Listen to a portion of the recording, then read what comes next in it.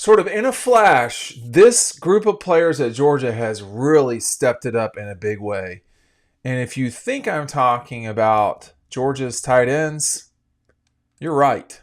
Look at this freak right here. Lawson Lucky. Hey, did you think this guy was not going to get his toe in? Wow. I mean, anyway, this is a sort of play that we've seen from Georgia's tight ends lately.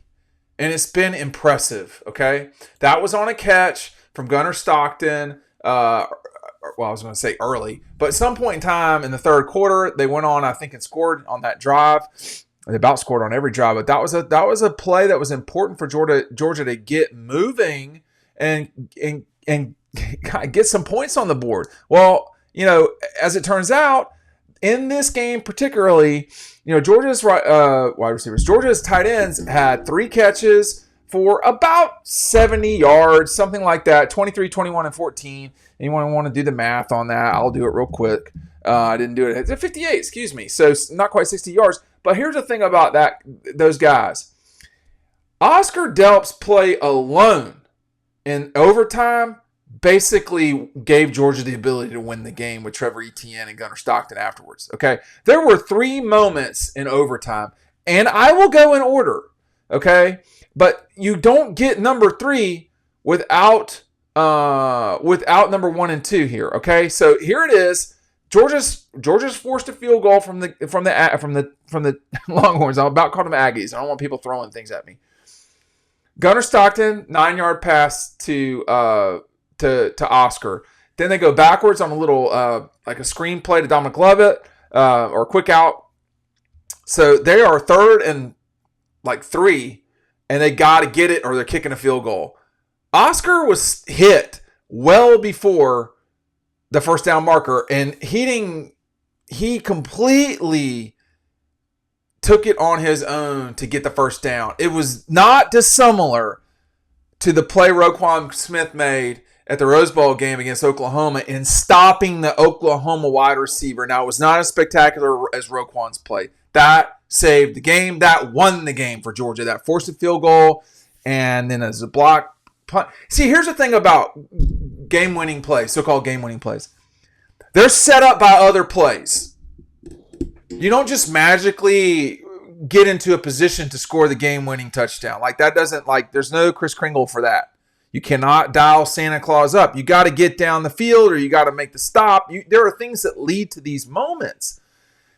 When Oscar went for 4 yards on 3rd and 3, then Georgia was in complete business then. I think they were at they had to have been at what would that have been, the 14, something like that. Etienne for 2 yards, not much. Then the quarterback draw from Gunnar Stockton. How that was not targeting, I don't even know kind of what to say after a while. But if that's not targeting,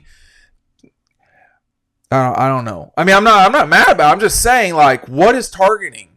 What is targeting? Because it doesn't seem like it's consistent. But anyway, Gunnar, no fumble. If Gunnar fumbles the ball there and Texas recovers, the game is over and Texas wins on one of the most spectacular plays. Certainly spectacular is a way to put it. I mean, because, if that's the way, that goes down in Texas lore, if that's the way you win the Southeastern Conference Championship. That's just all there is to it. That goes down in Texas lore.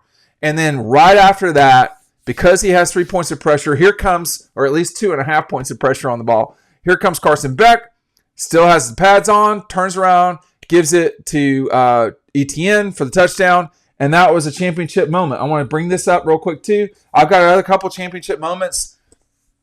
I have a few of these. I do not have a lot of these. Make sure you're taking advantage of this before Christmas. If you're in a Christmas bind, I got the links down below. Make sure you're doing that now. Kelee only signed 33 of these each. Okay? Make sure you're getting these. Once they're gone, they're gone. We're not doing any more. Okay? So only 33 of each image. Make sure you get them. Once they're gone, they're gone. This is the championship moment. Trying to hoist that up is very challenging and difficult. But the link to those is down below. You buy it today, I will ship it today, unless it's a Sunday. Okay, so get on it, and you got plenty of time before Christmas to get these. But championship moments, like how did Kelee become, and how did this become a championship moment? Well, you still had other championship moments. Brock Bowers touchdown, Stetson to 80 to 80 Mitchell. You had any number of things that set these things up, and it's not magic again. And one of the things that's happened lately at Georgia is the play from the tight ends has just been so good compared to the way it was at the beginning of the season, or even Urasek is blocking far better than he did. I mean, that's improved. That's noticeably improved. And, you're not going to have... So I can sit here and bash wide receivers if you'd like. I think that's not productive. I also don't think that's necessarily sort of based in reality at all times.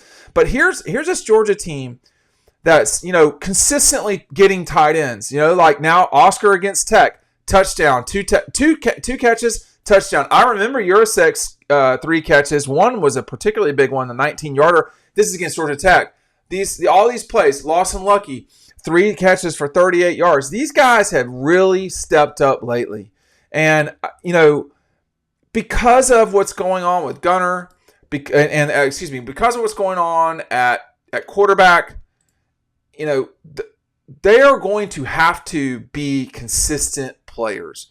They have all the tight ends have played in every single game Georgia's played. The leading receiver, Lawson Lucky, 24 receptions, 348 yards, 3 touchdowns. And then you had Urasek, 15 catches, no touchdowns, 185 yards. But the guy that's really come on lately, Oscar Delp, 19 catches, 230 yards, 4 touchdowns. He has really, really gotten it going. And I think that what I would say about these guys is, just with what we do in our line, we're reporters. We're with the, we cover the team. We interview the team. We have background about guys and stuff. There was no disrespect towards this guy at all. This guy is a freak. Okay, this is an old magazine cover over at Dog Post. But the tight ends wanted to turn the page. It's not that Brock Bowers isn't still amazing. He is. But they're pretty good too. And they wanted to say, hey, we can get the job done in 2024. At the beginning of the season, they were not great, man. I mean, I would tell them to their faces. Now, that's not my role when we're asking questions and trying to get content and articles and so forth, written stories. But, the reality is that they didn't play as well as they could or should at the beginning of this season. They were not dominant the way they're starting to get the word dominant coming out of my mouth. I mean, they were really good at the close of this season. I'm going to just go to the Tennessee game just as I'm yapping away here, because I think, it's okay in athletics. In a way, it's almost better, what I'm going to say, to struggle, to, really kind of get rolling after you've had a hard time. And here they are again, man. They killed Tennessee. I thought so. Like Lawson had 1 catch for 23 yards. And you're like, man, that's not great. I mean, I don't know. That sounds okay to me. Particularly when, Urasek was going 5 for 51 and Oscar goes 4 for 56 with 2 touchdowns against Tennessee. That's a lot of catches, y'all. That's 10 catches for over 100 yards and 2 touchdowns. That is a huge, change and mover in a sport where it's hard to cover the tight end. It's not easy to cover the tight end. Why? I mean, they're like the knight in chess. Like, they can kind of do a lot of things. You forget about the tight end, to be honest with you. Look at that. I'm circling it down here. You can't see it super, super well. I don't know if Lawson is left or right-handed, but to have your left foot, I mean, if he's not left-handed or footed, even if he is, I mean, that is just such an amazing effort. Because I'll tell you what, and I was right down the line on this. He looked like he was out to me, but he quite clearly was not out. And we're talking about, I don't know, a half an inch, maybe something like that. I mean, that is such an incredible effort. I mean, I'll tell you Larry Brown could not do that. There's no shot that Larry Brown, one of the best tight ends in Georgia history, could do that. No way. This position has changed. There's a bunch of freaks out there. It didn't like back in the day when some of us were out there trying to play tight end. That's not what's going on now. These guys are like receivers. And Lawson Lucky really is like a receiver, to be honest with you. Even more so than certainly more so than Urasek, but I would say more so than Oscar Delp too. So that's gonna that'll be a challenge for Lawson too. Is how do I become more known for or maybe it goes unnoticed by people who are not real football people like coaches. Maybe it goes unnoticed from me about what he's doing at the line of scrimmage. But that's the thing about playing tight end is you can really manipulate things. I remember talking to Aaron Murray about this a few years ago, plural, when Georgia had probably the combination of the best tight ends that they've ever had. Although I will say, when they had Larry Brown, Jermaine Wiggins, and Randy McMichael all in the program at the same time, that was a pretty good run too. Those were three. I don't know if Randy ever played in the Super Bowl, but the other two did. And those are really good tight ends. But, when they had Brock Bowers and Darnell Washington, there was just stuff you could do. And Darnell, none of these guys were down on Darnell. Darnell is like an offensive tackle who can run and catch. And like Darnell, what was unfair about Darnell there were two things. First of all, that he played with Brock Bowers. And I mean, as a combination, there's probably in the history of college football very few times that you had two tight ends that good on the field at the same time. It would be like Jeremy Shockey and it would be like Jeremy Shockey playing at Miami with Kellen Winslow. I don't think that happened at the same time. It may have, but that would be one good example. But like, there's some serious. So anyway, they would just get behind Darnell, and he would just say, "I'm setting the edge." Period. And if you want to look at the Mississippi State game and Ladd's touchdown coming out of the second half, that was Darnell Washington. That was Ladd McConkey had the ball, but that was Darnell Washington making that happen. These guys are not that way, but that doesn't mean they can't influence the game. That doesn't mean they cannot be, massive game changers again. And by the way, Ryan Curley made this image, okay? And it's just, I wish this guy were not in it, but, we don't live in a world of perfection. We live in the world that we live in. And it just shows this guy. They've got really good tight ends at Georgia. They have stepped their game up significantly against Tennessee Tech, and then about said LSU. Tennessee Tech and Texas, the three T's, they stepped their game up significantly against those teams, and it caused them to win each of those games. Lawson against Tennessee. I can't remember who was so good against Tech. Excuse me, I misspoke there. Oscar, look, all of them. Urasek really killed Tennessee, just didn't score any touchdowns. I don't know. I'm sure Urasek scored a touchdown yet, but a lot of his play has been getting Georgia out of trouble. These guys are not. I feel like it's even discussing guys from the past. It's just like I just know that bunch kind of, and Shannon Mitchell, Larry Brown, Randy Michael, Wiggins, Leonard Pope.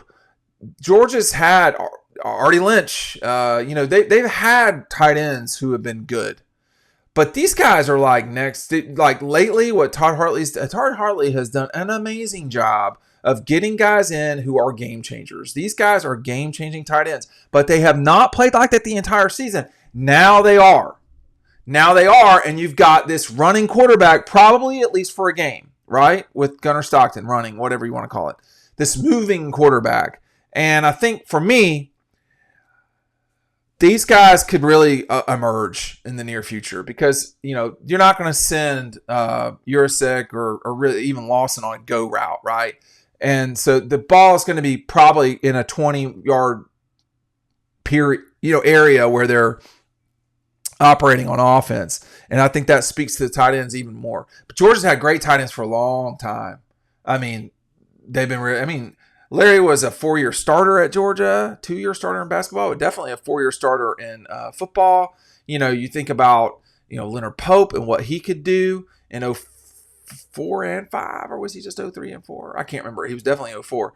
And you think about, obviously the last two guys that were superstar tight ends at Georgia. I mean, Isaac Nauta was a really good tight end at Georgia.